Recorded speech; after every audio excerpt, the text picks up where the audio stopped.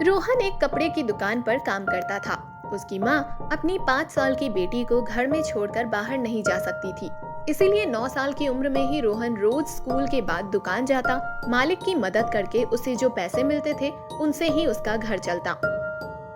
नया साल आने में बस 3 दिन बाकी थे, इसीलिए दुकान पर नए साल के लिए कपड़े खरीदने वालों की भीड़ लगी रहती थी।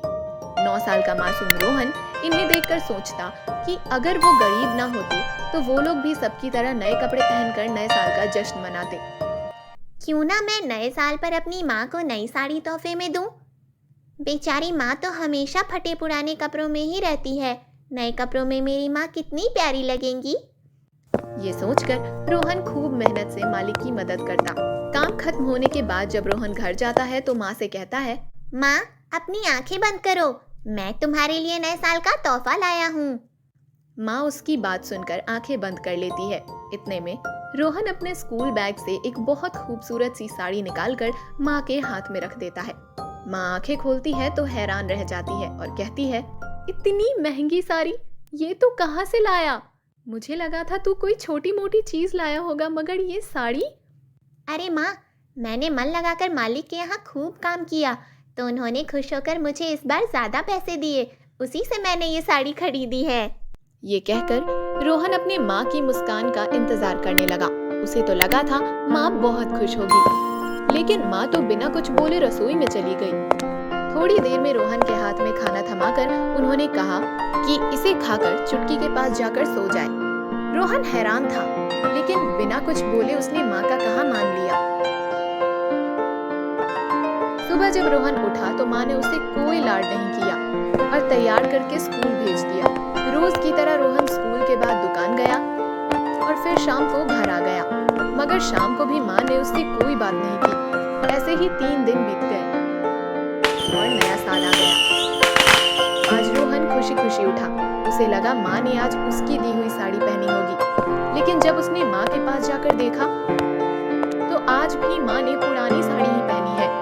अब माँ के इस बर्ताव से रोहन परेशानी में आ गया था। उसने अपनी माँ से कहा, माँ, मैं तुम्हारे लिए इतनी मेहनत करके साड़ी लाया और तुमने उसे ठीक से देखा भी नहीं, और तुम क्यों मुझसे नाराज हो?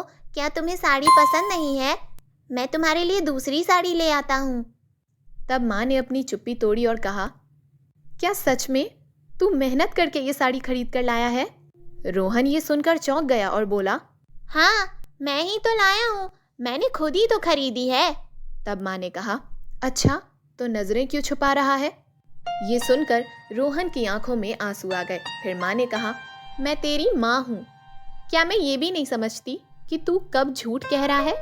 अब बता, किसने दी है ये साड़ी? फिर रोहन ने कहा, माँ, नए साल पर सब दुकान पर नए कपड़े खरीदने आते हैं, लेकिन हमारे लिए तो कभी नया साल आता ही नहीं। मैं तुम्हें नई साड़ी देना चाहता था, मैंने कभी तुम्हें नए कपड़ों में नहीं देखा, इसलिए जब मालिक खाना खाने गए तो मैंने ये साड़ी वहाँ से चुरा ली और अपने बैग में छिपा कर ले आया। लेकिन तुम्हें कैसे पता कि ये मैंने खरीदी नहीं है? फिर माँ ने कहा, क्योंकि तुम्हारे मालिक जितने भी पैसे दें तुम उनसे इतनी महंगी साड़ी नहीं खरीद सकते।